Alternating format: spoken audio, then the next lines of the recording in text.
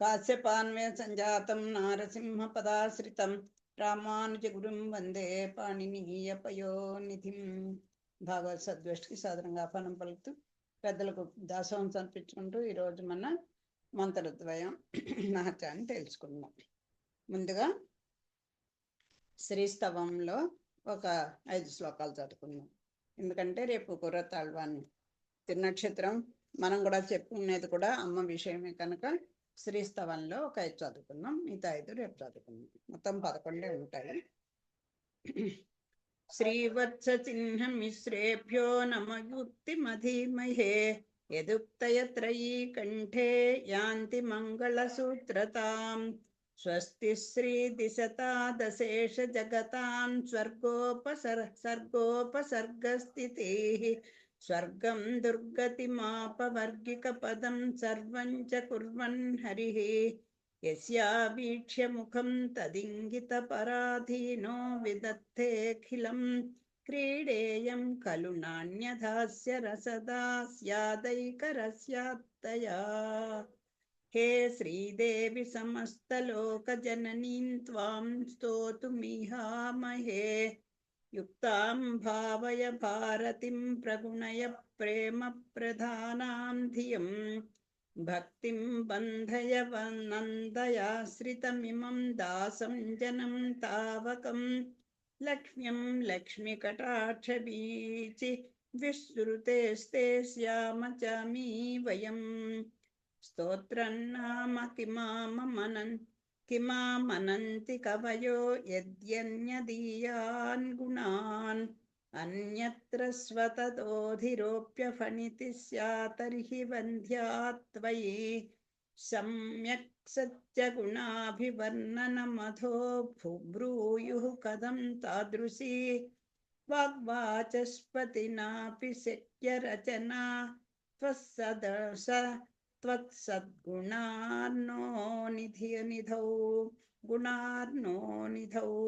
ఏ వాచాం మనసాం చ దుర్గహతయా ఖ్యాతా గుణాస్తావకాః.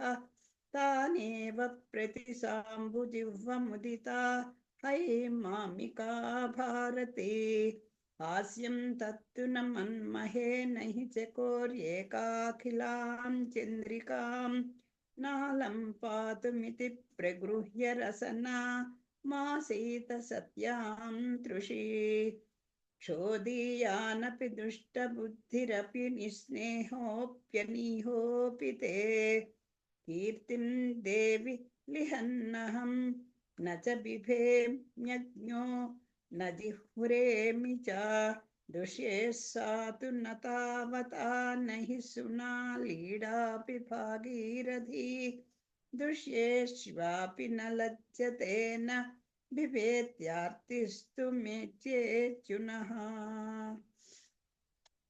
అమ్మ యొక్క ఆవిడ యొక్క ఆ కనుబొమ్మల యొక్క కదలికను బట్టి ఆవిడ ఆజ్ఞించినట్టుగా కాలం కలిసి రాగానే కాలానికి ఎదురు చూసే స్వామి తన నియమానుసారమే, తన నిజేచ్ఛ ప్రకారమే సంకల్పంతో ఆయన సృష్టి చేస్తాడు. కానీ అమ్మ యొక్క క్రీడ కోసమే ఈ సృష్టి జరుగుతోంది కనుక ఆవిడ యొక్క పురుషకారం ఎప్పుడు ఉండాలి. ఆ తల్లి లేకపోతే స్వామి కూడా నా భక్తులు ఎవరు తప్పే చేయరు అని చెప్తాడు. కానీ ఆయనకి సర్వస్వతంత్రుడు కనుక ఎప్పుడు మనపై మనం చెయ్యరాని అపరాధాలు క్షణం చేస్తూనే ఉంటాం.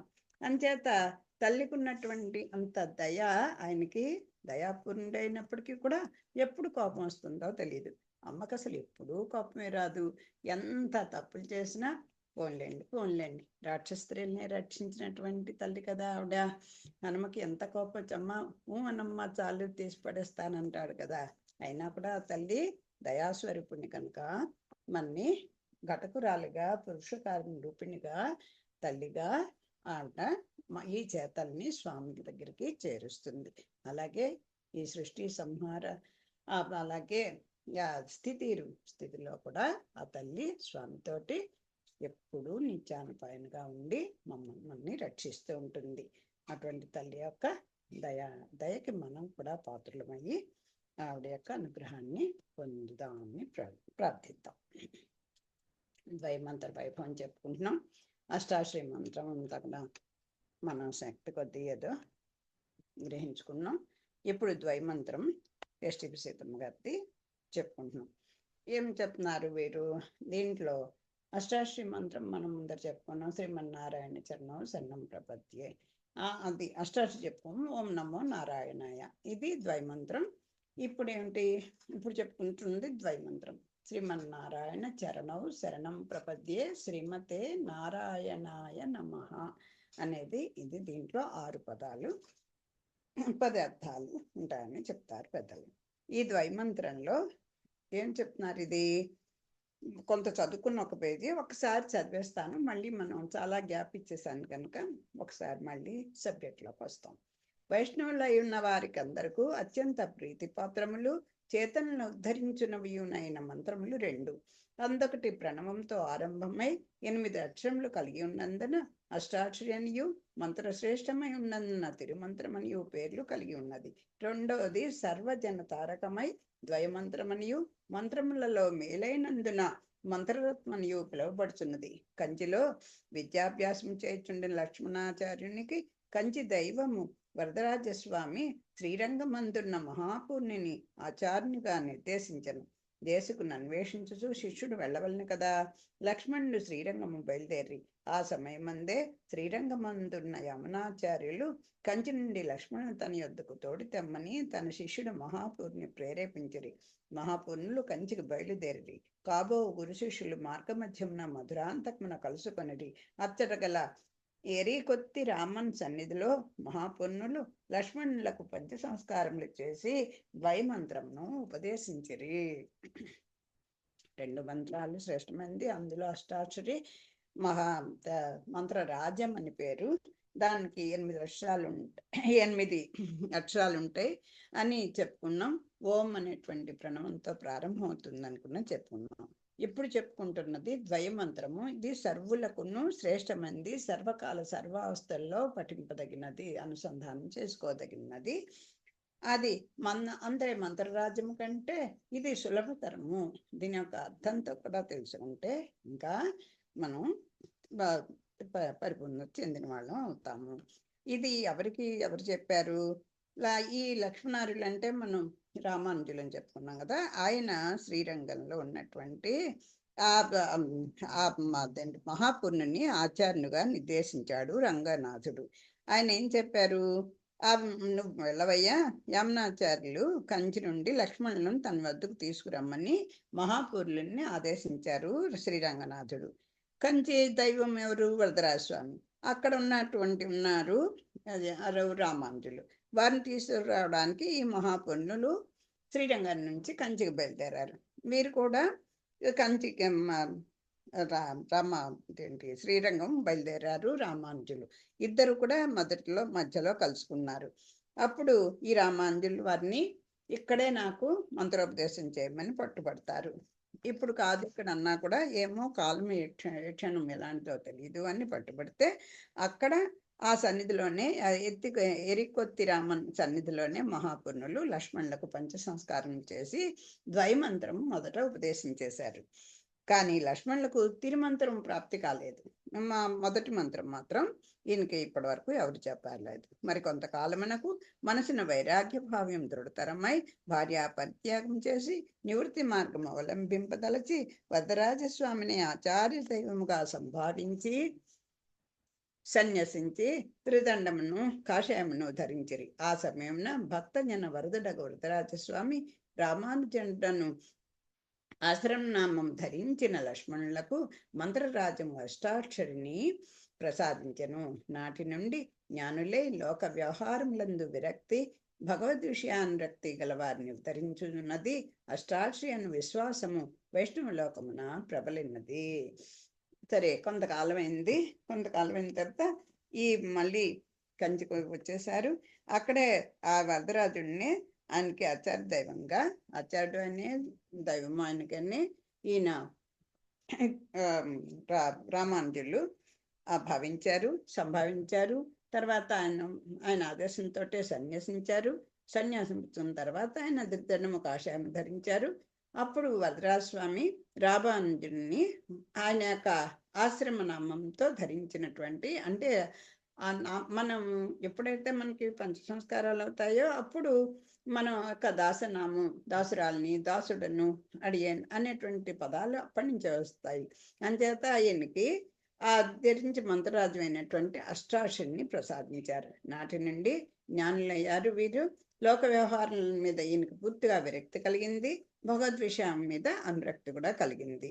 అష్టాక్షరే ఈ జనాలను ఉద్ధరించడానికి అనేది వైష్ణవ లోకంలో కూడా నమ్మకం ఏర్పడింది. రామానుజ జయంతి కొంతకాలము తిరుకోటూయూర్ నంబిక్కడ శిష్యుడై ఉండను. అప్పుడు ఆ యతి గురువర్ణని ఆదేశం మేరకు అష్టాక్షరిని చర్మ శ్లోకమును దాని తాత్పర్యమును అర్హులైన వారికి విచక్షణతో ఇతుననియు మంత్రద్వయమును మాత్రము విరివిగా వైష్ణవులకు ఇతునని మాట ఇచ్చరి, జీవితకాలము పాటించరి. ఇదిగో అష్టాక్షరి చెప్తాం కానీ మీరు ఎవరికి ఇది ఉపదేశం చేయకూడదు అంటే, సరే నాకు ఏదైనా పాపం వస్తే వస్తుంది, జీవులందరూ ధరించాలి కదా అని చెప్పేసి రామానుజులు ఆ మంత్రాన్ని వెదజల్లడం. తర్వాత రామానుజ గొప్పతనాన్ని ఆయన తిరుకోటియూరు నంబి పాపం మెచ్చుకోవటం అని జరిగింది. తర్వాత ఈ ద్వైమంత్రం మాత్రం సర్వులకు అది యోగ్యమైనదే, ఇవ్వదగిందని అలాగే ఇస్తామని మాట ఇచ్చారు. ఆనాటి మరి యొక్క సంప్రదాయం ఇంకనూ కొనసాగుతున్నది. రామానుజేతి చంద్రులు ద్వైమంత్రమును తనకు వారిపై కల ప్రీతి చిహ్నముగా మరలనిచ్చేడు వారు. అంతేకాదు వేరొకరిచే ద్వైమంత్రం ఉపదేశం పొంది ఉన్న వారికి కూడా తాము ఆ మంత్రమును మరలను అనుగ్రహించినట్లు వైష్ణవ సాహిత్యము తెలుపుచున్నది. అట్లా మంత్ర ప్రాప్తి తమ అదృష్టమని వారు భావించినట్టు తెలియజున్నది. పూర్వాచారములను సంప్రదాయమును పాటించు శ్రీ వైష్ణవ కుటుంబములలో ఆచార్యుడు ద్వయ మంత్రములను కలిపి ఒక్కమారే శిష్యునికి ఉపదేశించు పద్ధతి కలదు.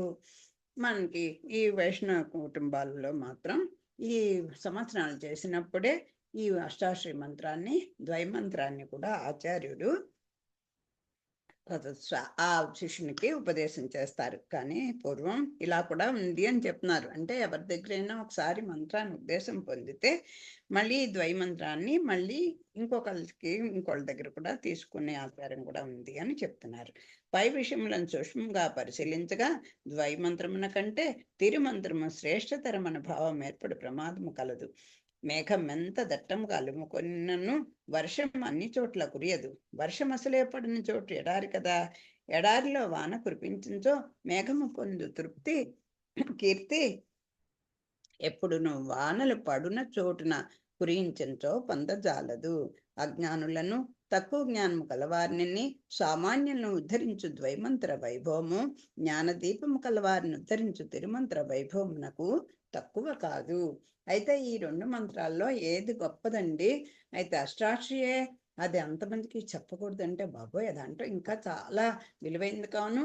ఇది అందరు ఎవరికి పడితే వాళ్ళు చెప్పేస్తున్నారు ద్వైమంత్రము, అంచేత ఇది తక్కువేమో అనేటువంటి సందేహం కలుగుతుందేమో. అలా ఏం కాదండి. ఎందుకంటే వర్షాలు పడేటటువంటి ఎప్పుడూ చక్కగా అభావం లేకుండా ఉండేటువంటి కొన్ని ప్రదేశాల్లో వర్షం పడినా పర్వాలేదండి, మాకు నెలకు 3 వారాలను కులుస్తాయి, మాకు హాయిగా పంటలు పండుతాయి అనే చోట వర్షం పడినా, ఇప్పుడు విమానం ఎక్కేసాం అనుకోండి అస్తమానం, అప్పుడు దానికి పెడుతున్న పెద్దగా ఏమి మనం చూడం. చిన్నప్పుడైతే మనకి విమానం అంటేనే అది ఎందో ఎక్కడో చాపాటు చేస్తున్నా కూడా కడిగేసుకొని గొప్ప గొప్పగా వచ్చేసి విమానం అది కాదు కానీ ఎటు పెడుతుందో అని అది వెళ్ళే వరకు కన్ను చూపుతున్నారు వరకు అటు పెడతాం ఇటు పెడతాం పైకి ఎక్కుతాం దిగుతాం అలా చూస్తూ ఉండేవాళ్ళం. అవునా కదా?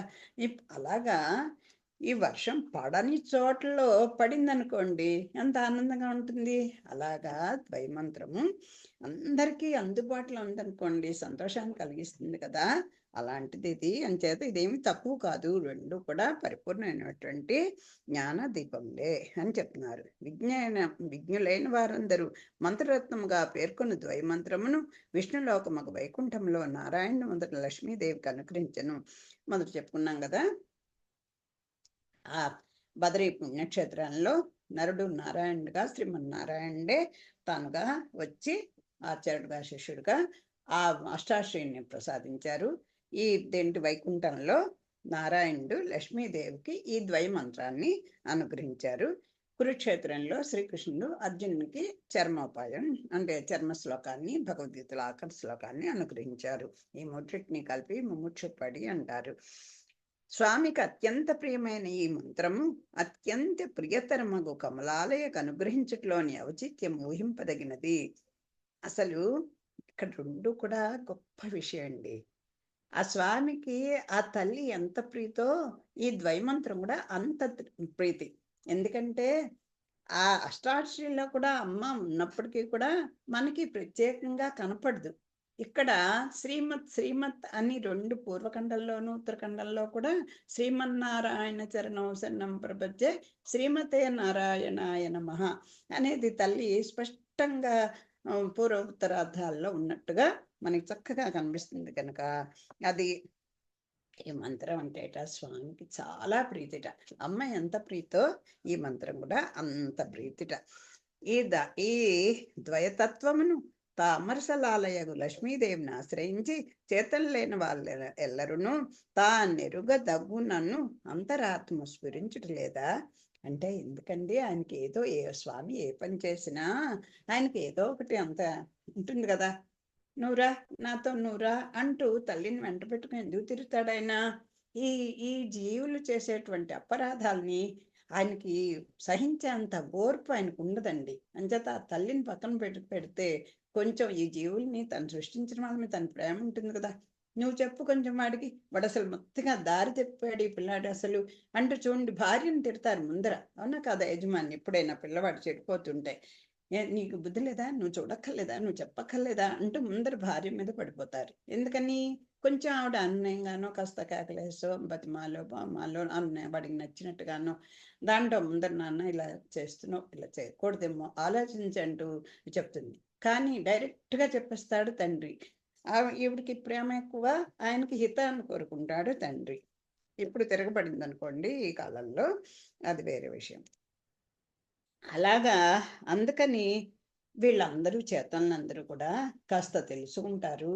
నేనేమిటో, ఎక్కడికి చేరాలో, ఎక్కడి నుంచి వచ్చామో, జీవస్వరూపం ఏమిటో ఈ తల్లి కాస్త చెప్పి ఆవిడ ద్వారా కాస్త నా దగ్గరికి చేరుస్తుంది కదా, తెరిచేది ఆవిడే కదా అని మనకి తెలుస్తుంది ఆ తండ్రి కూడా. అందుకే ఆవిడతోటే ఆవిడంటే అంత ప్రీతిగా ఉంటాడు.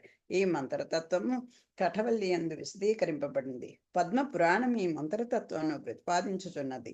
ఆర్షవాంగ్మయమంతటా శతదా పరిష్కృతమైన ఈ మంత్రరాజ్యమును స్మరించుటకు మానవులందరకు ఏ విచక్షణ లేని అధికారము కలదు. యోగ్యతల ప్రసక్తి లేదు. స్మరించిన వారెవరైనను కృతార్థులగుట తథ్యము. శృతి శిరస్సులైన ఉపనిషత్తులు ఈ సత్యమును వ్యాఖ్యానించినవి. మధ్యలో మంత్రరాజ్యము అని అన్న పదం వచ్చేసరికల్లా అష్టాశ్రీ అనుకోకండి. మంత్రరాజ్యం అంటే ఇది కూడా మంత్ర శ్రేష్టమైందే కదా, అందుకని ఆ పదాన్ని ఇక్కడ వాడారు. ఇది కటవల్లా చెప్తోంది. ఎవరో మాకు తోచిన మాట మేము చెప్పడం కాదండి. పద్మ పురాణాలు చెప్తున్నాయి, శృతులు వేదాలు చెప్తున్నాయి, శృతి శిరస్సులు అంటే ఉపనిషత్తుల్లో తెలిసినాయి, రామాయణ మహాభారతాలు అన్నిటిలో స్మృతులు శృతులు అదేంటి ఆగమాలు అలా ధర్మశాస్త్రాలు ఎక్కడ ఏది మనం చూసినా దాంట్లో ఈ ద్వైమంత్ర ప్రభావం కనపడుతుంది. ఎన్నో సంస్కృత వాంగ్మయాల్లో కూడా చాలా ఇదే చెప్తున్నారు. అలాగే గజత్రం అనుకోండి, ఇవనుకోండి, పంచస్థావాల్లో చూడండి, అలాగే ఈ రంగరాజస్తవం, ఉత్తర శతకం అన్నిట్లో కూడా పూర్వ శతకాల్లో కూడా ఆ మళ్ళీ యొక్క ఈ మంత్రద్వయం యొక్క అర్థం చక్కగా ప్రతిపాదింపబడుతుంది. ద్వయమంత్రము 6 పదములు కలది, పలు అర్థములు కలది, 2 భాగములుగా చేలి ద్వయం అనబడుతుంది. ద్వయం అంటే 2 జంట అని అర్థము, 2. దీని వాక్యముల సారమెరింగి కంటకిత కాయము గల మానవుడు నిత్యము దీని సారమును గుటకలు వేసి సుకృతార్థుడగును. అదిగోండి ఏమిటో అసలు మనం ఎందుకు వచ్చామో, మన లక్ష్యం ఏమిటో, మనం ఎప్పుడు మనం రక్షించుకుంటాం, మనం స్వతంత్రులో, మనకి ఎవరితో లెక్కలేదు అన్నట్టు ఉండేటువంటి ఈ మానవుడికి ఏమిటి అసలు వీడి యొక్క ఎందుకు వచ్చాడు, ఎవరి చేత ఇక్కడికి రాబడ్డాం, ఎవరిని సేవించాలి, మళ్ళీ ఎవరి దగ్గరికి చేరాలి అనేది ఒక్కటి ఆ జ్ఞానం మనకు ఉండట్లేదు. కనుక ఇదిగో ఈ ద్వైమంత్ర అర్థాన్ని కనుక మనం తెలుసుకుంటే ఈ జీవుని యొక్క స్వరూపం ఏంటో, అదే కదా మనం తెలుసుకోవాల్సినవి 5 అని చెప్తారు కదా. మన స్వరూపం ఏంటి, జీవస్వరూపం ఏంటి, మనం అంటే జీవుడు. మనం ఈ శరీరమే జీవుడు జీవుడు జీవుడు నేను నేను నేను అనేది ఏంటి, ఈ ఆత్మ వేరు శరీరం వేరు అని మనం అనుకోవట్లేదు. రెండు ఒకటే అన్నట్టే మనం ఉంటాం. అంచేత అదే మనకి అజ్ఞానం. ఎందువల్ల వచ్చిందంటే ఈ ప్రకృతి సంబంధం చేత మనకి అది అలా కనిపిస్తోంది. భగవంతుడు మీద మనం పెట్టేస్తూ ఉంటాం, కానీ భగవంతుడు ఏం చేయడు. మనం కర్మానుసారమే మన్ని కాతే కాలము మన కర్మని బట్టి ఆయన మనకి కొంచెం ఆయన దగ్గర తీసుకెళ్ళడానికి కాస్త మంచి బుద్ధి కలిగిస్తూ ఉంటాడు. కానీ మనం అంతా లెక్క చేయకుండా దీంట్లోనే కొట్టుమిట్టాడుతూ ఉంటాం. ఇది ఏం చెప్తోంది, ఇది కనుక మనం కనుక ఈ ద్వైమంత్ర సారం కనుక మనం తెలుసుకుంటే అప్పుడు అది అమృతప్రాయం అని హాయిగా అంత మధుర పదార్థమైంది. అబ్బా, ఇంత ఈజీనా స్వామిని చేరుకోవడం అనేది మనకు తెలిసిందనుకోండి, ఎన్నో మధుర పదార్థం ఉంటే కుటకలు వేస్తూ హాయిగా ఆస్వాదిస్తాం కదా, అలా వేస్తారండి. అప్పుడు ఈ సుకృతార్థుడవుతాడు ఈ జీవుడు అని చెప్తున్నారు. విశిష్టాద్వైతం ప్రతిపాదించు శేషత పారతంత్రితాన్ని రెండును చేతనులందరికీ ఈ మంత్ర ప్రభావన ప్రాప్తించుచున్నది. అది ఒకటి శేషత్వము, ఒకటి పారతంత్ర్యము. అది ఈ జీవస్వరూపము. నేను భగవంతుడికి శేషభూతుణ్ణి, నేను స్వతంత్రుడిని కాదు. అనన్య శరణత్వము, అనన్య భోగ్యత్వము, అనన్య శేషత్వము అనేది ఈ అకారత్రయం అని వెనక మనం చదువుకున్నాం. అదే మనం ఎప్పుడు ఉండాలి. ఈ రెండు యొక్క అర్థం మనకి స్పష్టంగా తెలుస్తుంది అంటున్నారు. తత్పురుషార్థ లాభం కూడా కలుగుతుంది మనకి. ఆ ఫలం ఏమిటి, మనకి ఏమిటి అడుగుతున్నాం, మన జీవస్వరూపం ఏమిటి, మనం శేషభూతుణ్ణి, భగవానుడికి నేను సేవకుణ్ణి అని ముందర తెలుసుకోవడం. తర్వాత భగవత్ స్వరూపం ఏంటి, ఆయన శేషి, ఇదంతా ఆయన సొత్తు, ఈ విభూతి అంతా కూడా ఆయన సొత్తు. మనము సొత్తు గలవారు, మనం ఆయన సొత్తు, మనం ఆయన శేషి, మనము శేషభూతులము. ఆయన స్వామి, మనము సొత్తు. ఆయనదే ఈ విభూతి అంతా. అలాంటప్పుడు నాది అనేది ఏమీ లేదు అనేది మనం తెలుసుకోలేము. మనం సంపాదించుకున్నాం కానీ మనదే అంట. అసలు మనం ఎక్కడి నుంచి వచ్చాం అనేది దానికి ప్రశ్న ముందర వస్తే అసలు ఇదంతా మనది కాదు అనేది తెలుస్తుంటుంది. తర్వాత మూడోది ఏంటి, మరి అయితే ఎలాగండి, తెలిసింది నాకు, మరి ఎలాగ స్వామిని చేరుకోవడానికి ఉపాయం ఏంటి? సరే, ఏదో పారాయణ చేస్తాం, ఏదో జపాలు చేస్తాం, లేకపోతే యజ్ఞయాగాదులు చేస్తాం, అన్నీ చేస్తామండి, సరిపోతుందంటే అదేమీ కాదు. స్వామిని ఏం ప్రార్థించాలి, స్వామి నీ మీద నాకు ఆ దృష్టి కలిగేట్లు నువ్వే చేయవయ్యా, నీ కైంకర్యం చేయించుకోవయ్యా అని అలా ప్రార్థిస్తూ ఉంటే ముందర మనకి ఈ బాహ్యమైనటువంటి అంతరమైనటువంటి ఇంద్రియ యొక్క నిగ్రహం కలుగుతుంది. దానివల్ల మనం అనుభవించేటువంటి వీటి మీద కొంచెం విరక్తి ఏర్పడుతుంటుంది. ఏది మంచి సాధ్యమో, ఏది ఉపాధేయమో తెలుసుకుంటూ ఉంటాము. అప్పుడు సత్పురుషుల సాంగత్యం లభిస్తుంది. ఆ సత్పురుషుల్లోనే భగవంతుడు ఒకరిని మనకి ఆచార్యుడిగా పంపిస్తారు. అప్పుడు ఆయన ద్వారా మంత్రం వస్తుంది. ఆ మంత్రం ద్వారా స్వామిని యొక్క అనుగ్రహం పొందుతాం. ఇలా మనకి పెద్దలు ఒక స్టెప్స్ చెప్తుంటారు. అంచేత అప్పుడు ఆ ఉపాయం ఏమిటి, ఆయనే దిక్కు, నాకు ఏమీ అక్కడ కష్టపడక్కలేదు తండ్రి, నువ్వే నాకు దిక్కు, ఇంకా నాకు ఇంకోళ్ళు ఎవడు నన్ను రక్షించేవాడు లేడు, నేను రక్షించుకోలేను, నేను స్వతంత్రుని కాదు, నేను ఎప్పుడు నీకు కింకరుణ్ణి అని అనుకుంటూ ఉంటే చాలు, ఉపాయం ఆయనే అవుతాడు. అప్పుడు ఆయన మనకి బుద్ధి పుట్టిస్తాడు. అయితే మనకి నిజమేనండి, అలాగే ఉన్నానండి, ఆయనే పట్టుకున్నానండి, కానీ ఏమిటో స్థిమితం ఉండదండి. ఎందుకు ఉండదంటే ఇదిగో విరోధులు. ఏమిటి విరోధులు? మళ్ళీ మనకు మంచి ఆలోచన రాగానే మనసుగా లోపల కూర్చుంటాడు కదా, కూర్చుని అబ్బాయి వద్దు అవన్నీ ఇప్పటి నుంచి ఎందుకు, నీకు 70 ఏళ్ళు రాని 80 ఏళ్ళు రాని అంటాడు అంతే. ఈ ప్రపంచమైనటువంటి విషయాల్ని అనుభవించమని ఈ ఇంద్రియాలన్నీ మన్ని ప్రేరేపిస్తూ ఉంటాయి. ఈ ప్రకృతి యొక్క స్వామి యొక్క మాయ చేత, మన పూర్వజన్మ కర్మ పరిభాగం చేత ఆ విరోధాన్ని కొంచెం ఈ సముద్రమాతలు మనకి కొంచెం మన హ్యాండర్లోకి వస్తే, మనసు కొంచెం మన పరిధిలోకి వస్తూ ఉంటే అప్పుడు మనం ఈ విరోధాన్ని మనంతటి మనమే కొంచెం స్వామిని ప్రార్థిస్తాలి. అయినా నన్ను ఇలా తోడేస్తున్నాయి, నన్ను ఇలా చేస్తున్నాయి, నువ్వే నన్ను కొంచెం అదుపులో తీసుకో అని చెప్పి అది కూడా ఆయనే చేయాలండి. అలా చేస్తే విరోధులు పోతాయి. అప్పుడు ఏమండి ఇంత చేసాం, ఏమిటా మాకేమిటండి లాభం అంటే, మనం ఏమి కోరుకోగల స్వామి యొక్క కైంకర్యం చాలు నాయన అంటే, అన్నీ ఆయన మీద భారం, తల్లిదండ్రుల మీద భారం పెట్టారనుకోండి బిడ్డలు చిన్నప్పుడు అంతా, అప్పుడు ఏమన్నా మనం సంపాదించుకుంటున్నామా? మన తిండి, నీళ్లు, నిద్ర ఏం కావాలా అన్నీ ఆ తల్లిదండ్రులే చూస్తున్నారు లేదా? కొంచెం పెద్దవగానే అనుకుంటాం మనం సర్వస్వతంత్రులం.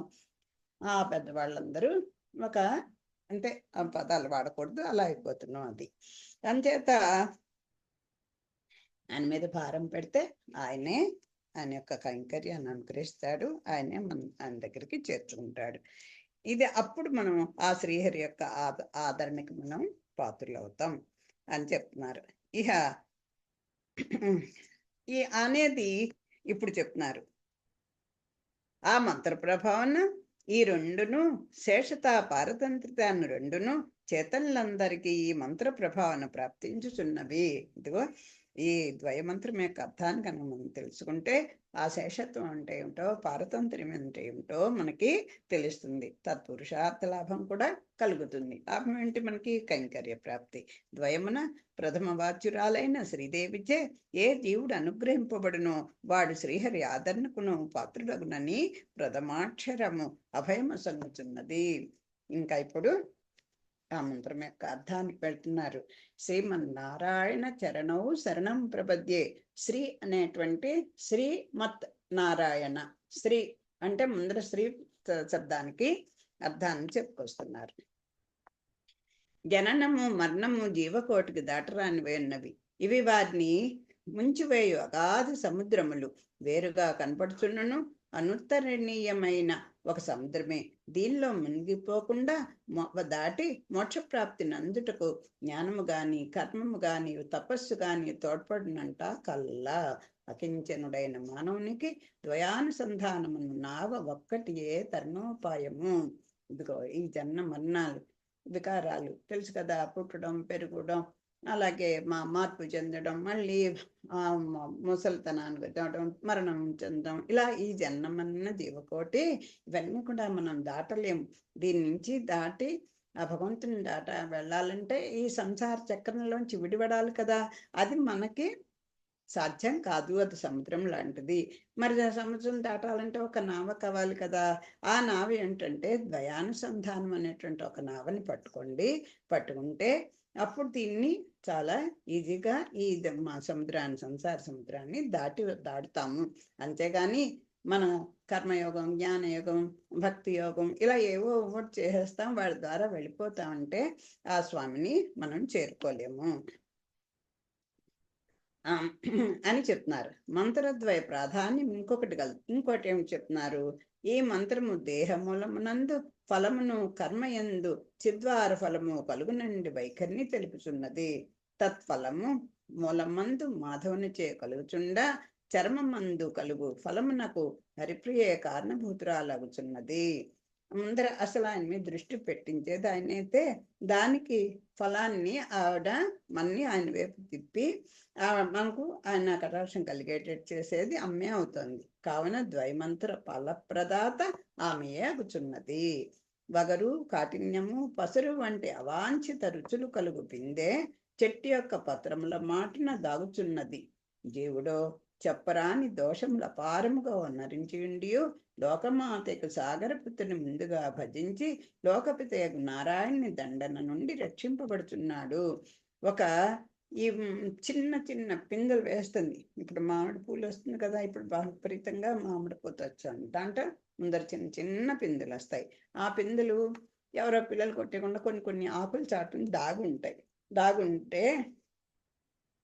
దాగుంటుంది. కానీ ఈ జీవుడికి అలా తను రక్షించుకుందుకు ఈ ప్రాపంచిక వీటిల్లో పడిపోకుండా రక్షించుకుందుకు ఏం చేయాలట? ముందర అమ్మో నా బుద్ధి ఎటు మారిపోతుందో, ఏమైపోతాను, నాకు ఇలాంటి చెడు బుద్ధులు వస్తున్నాయి, చెడు ఆలోచనలు వస్తున్నాయి, చెడు పనులు చేయాలనిపిస్తుంది, చెడు మాటలు అనాలనిపిస్తుంది అని కనుక మనకి బుద్ధి పుడుతూ ఉంటుంది.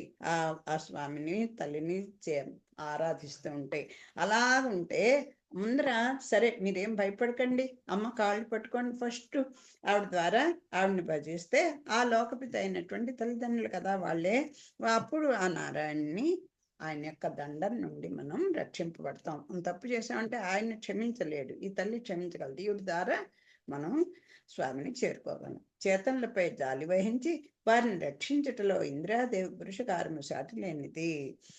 ఏమిటి చేస్తుంది ఈవిడ? ఇందాక చెప్పుకున్నాం, ఈమెన్ని రక్షించడంలో పురుషకారము చేస్తుంది. జీవుల స్వాతంత్ర్యం వహించి శృతి స్మృతుల విధి నిషేధములు లక్ష్యము చేయక దోషార్చనలగుతున్నారు. ఇప్పుడు ఆవిడ ఒక పని పెట్టుకుంది, మనం రక్షిద్దామని. కానీ ఒకటారా మన తప్పులు ఇంత చెప్పలేనన్నివి. క్షణ క్షణం ఇంకా మనం చేసే వాటికి ఏ లెక్కే లేదు. ఏం చేత వస్తున్నారు? మనం స్వాతంత్ర్యం. అబ్బో, నేను స్వతంత్రిని, నాకెవడి మాట లెక్కలేదు, నాకెవడు సాయం అక్కర్లేదు, నన్ను నేను రక్షించుకోగలను, ఇదంతా నేను సంపాదించుకుంది, అది కదా అదే స్వాతంత్ర్యం అంటే. నేను ఎవరికి కట్టుబడి ఉండను అని చెప్పి అనుకుంటుంటాడు. లేదురా బాబు, కొంచెం నీకు తోచకపోతే, నా మాట నమ్మకం లేతే ఇదిగో వేదాలు ఉన్నాయి చూసుకో, ఇది ధర్మశాస్త్రాలు ఉన్నాయి చూసుకో, ఇతిహాసాలు రామాయణ మహాభారతాలు చూసుకో, పోనీ నీకు ఇష్టమైతే భగవద్గీతను చదువుకో, లేకపోతే ఎవరి చేతనా చెప్పించుకో, ఏదోటి ఏం చేసినా సరే ఇవేమీ కూడా వాడు లక్ష్యం చేయడు. లక్ష్య పెట్టకుండా ఏం చేస్తున్నాడు? దోషానికి దోషభూయిష్ఠుడు అయిపోతున్నాడు. జగత్పిత వారిని ఎప్పుడు ఎట్లు దండించునో అని లక్ష్మీదేవి తన పతేగు పరాత్పర్నొక చేతను వీరు నావారు, నాకు చెందినవారు, వీరిని దయతలుసుమని పలుకుచు బద్ధ చేతను ఇంకొక చేతను విడువకు పట్టి ఉండును. పాపం ఆవిడకి ఎన్ని కష్టాలు చేర్చుండి. ఓ పక్కన భర్త ఆయన అంటే ఇంకా నిత్యానపాయని. ఆవిడ ఎప్పుడు క్షణం కూడా వదలకుండా ఆయన యొక్క వక్షస్థలంలో ఆవిడ ఉంటూ ఉంటుంది, నివసించి ఉంటుంది. పాపం ఉండి ఓ పక్కన భర్తను చేత్తో ఆయనకి కావాల్సిన అవసరాలు చూస్తుంది, ఆయనకి సేవ చేస్తుంది, ఆయన ఆజ్ఞకి లోపడి ఉంటుంది, ఆయనకి చెప్పినట్టు చేస్తుంది, ఆయన కోపతాపాలు భరిస్తుంటుంది. అట్లాగా ఈ పిల్లలు చూస్తే, పిల్లలు ఎవరు? జగత్తంతా ఈ అంతగా జీవులందరూ కూడా ఆవిడ పిల్లలే కదా, తల్లి బిడ్డలమే మనం చేసే తప్పులను చూసి ఆ తల్లి నిజంగా ఒక గృహంలో ఉండేటువంటి ఒక స్త్రీని చూడండి, ఆ ఇంటి ఇల్లాలు, భర్తకేమో విపరీతమైన కోపం. ఈ పిల్లలు చూస్తే ఎక్కడ ఎటువంటి ఒక మాట కూడా వాళ్ళు వినరు. ఆ తల్లి పడే కష్టం చూడండి. బాబోయ్, ఆయనకి తెలిస్తే వాళ్ళు సాయంత్రం వస్తే, ఇదిగో వీడిప్పుడు పొద్దున పోయాడు, ఇప్పటి వరకు రాలేదు, ఏమయ్యాడో తెలీదు, ఆయన తెలిస్తే చంపేస్తారు, అందరు నా మీద పడిపోతారు అంటూ కాసేపు గేట్ దగ్గర పెడుతుంది, చూస్తూ ఉంటుంది, వస్తూ ఉంటుంది, మళ్ళీ వచ్చాడంటే మళ్ళీ ఏవో వాడిని కవర్ చేయడానికి వచ్చేస్తూ ఉంటుంది, చెప్తూ ఉంటుంది. ఏం చెప్పినా మన బుద్ధి మారదు. ఈ జీవులందరూ తప్పులు చేస్తూనే ఉంటారు. అప్పుడు ఏముంటుంది? ఏమండి, వీళ్ళు ఏం చేస్తాం, మనమే కదా జన్మనిచ్చాం, వాళ్ళని ఎలా అలా మన బిడ్డలు మనమే చేసుకుంటామా, మనమే కొట్టి తిట్టి దండిస్తామా, ఎలా అలా చెప్పుకోవాలి కదా, వీళ్ళు నా వాళ్ళు, నాకు కావాల్సిన వాళ్ళు, ఇదిగో నా మొహం చూసైనా వాళ్ళని క్షమించండి అంటూ పాపం ఈ బద్ధ చేతలందరినీ ఒక చేత్తో పట్టుకుంటుంది, ఆ తండ్రిని ఒక చేత్తో పట్టుకుంటుంది. ఇంతటి జీవులపై ఇంతటి దయాదాక్షిణ్యములు వాత్సల్యములు నారాయణునికి కలవా ఏమిటి నిజంగా ఆ స్వామికి ఏమి దయాదాక్షిణ్యం ఏమి ఉండవా? వాడు ఇంతటివాడు అంతటివాడు, దయ కలవాడు, ఆయనకు సొమ్ముడు, ఎవరికి ఏమీ అపకారం చేయడు, అన్నీ చెప్పేస్తారు కదా, ఈ తల్లికి ఉన్నంత దయ ఆయనకి లేదా అని చెప్పేసి అనుకుంటూ ఉంటారట.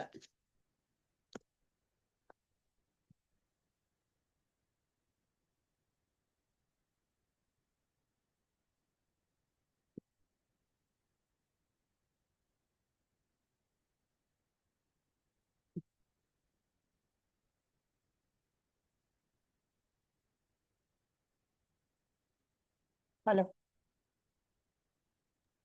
వినిపిస్తాను. అదే ఫోన్ ఏదో వచ్చింది. మరి ఆ స్వామికి మన మీద వాత్సల్యం ఉండదా అని అనిపిస్తుంది. ఒకసారి డౌట్ వస్తూ ఉంటుంటా. ఆ తల్లికి వస్తుంది, మనకు వస్తుంది. ద్వయమంత్రాధికారము సర్వులకు కలదని శృతులు స్మృతులు చెప్పుచున్నను, ఆగమ శాస్త్రాదులు కొన్ని ప్రాథమికాచరణములను విధించుచున్నవి. ఏమిటండి? ద్వయం సర్వులకు కూడా అందరూ అనుసంధానం చేయవచ్చు. సర్వకాల సర్వావస్థల్లో దాన్ని అనుసంధానం చేసుకోవచ్చు, జపించుకోవచ్చు. ద్వయ అర్థం కన్నా తెలుసుకుంటే ఇంకా పరిపూర్ణత చెందుతారు అని చెప్తున్నారు కదా. కానీ ఆగమ శాస్త్రాలట కొన్ని కొన్ని కొన్ని ఏది నేర్చుకోవాలన్నా కూడా కొన్ని నిబంధనలు తప్పనిసరిగా ఉంటాయండి. ఏది అది సంస్కృత వాంగ్మయం అండి, అలాగే ద్రావిడ వాంగ్మయం అనుకోండి, ఏదైనా సరే ఏది నేర్చుకోవాలన్నా అందరికీ ఖచ్చితంగా ఉండగలిసింది ఏమిటి అంటే ఆర్తి ఉండాలి. అది నేర్చుకోవాలనేటువంటి ఒక ఉత్సాహం, దాని మీద ప్రీతి కలగాలి, ప్రేమ కలగాలి. ఏదైనా ఒక వస్తువు మీదైనా ఒక మనిషి మీదైనా ఇష్టం అనేది ఏర్పడితేనే కదా అసలు దాని మీదకి దృష్టి పెడుతుంది మనకి. అది ముందర కలగాలి అని చెప్తున్నారు. ఇంకా అంతేకాదు, ఇంకా చెప్తున్నారు చూడండి, మంత్రాధికారం వైష్ణవునికి కలిగి ఉన్నను వైష్ణవుడు అనగా ఎట్టివాడు అని మళ్ళీ చెప్తున్నారు. సరే అండి, ఏది సరే ఈ ఇదేంటి ఈ ద్వైమంత్రానికి ఒక అధికారి అంటే నేర్చుకోవాలనేటువంటి సరే ఆర్తి ఉంది. ఎవరికి ఉంది? ఏ వైష్ణవులకు ఉంది. వైష్ణవుడు అంటే జాతి రీత్యా కాదు అని చెప్పుకున్నాం. విష్ణువు మీద ప్రీతి కలిగిన వాళ్ళు అందరూ కూడా చెప్పుకోవచ్చు. ఏ జాతి మత వీటితోటి ఏమీ సంబంధం లేదు. సరే, అది అందరికీ కామన్ అని తెలిసిపోయింది. అయితే వైష్ణవుడు అనగా ఎవరు? విష్ణువు మీద ప్రీతి కలిగిన వాళ్ళు ఉండవలసినటువంటి స్థితి ఏమిటి? ఏదైనా ఒక పని చేయాలంటే, ఓ పూజ చేసుకోవాలంటే ఏదో ఒక స్నానం, శుచిగా శుభ్రంగా ఉండడం, ఓ మంచి బట్టలు కట్టుకోవడం అలా ఉంటుంది.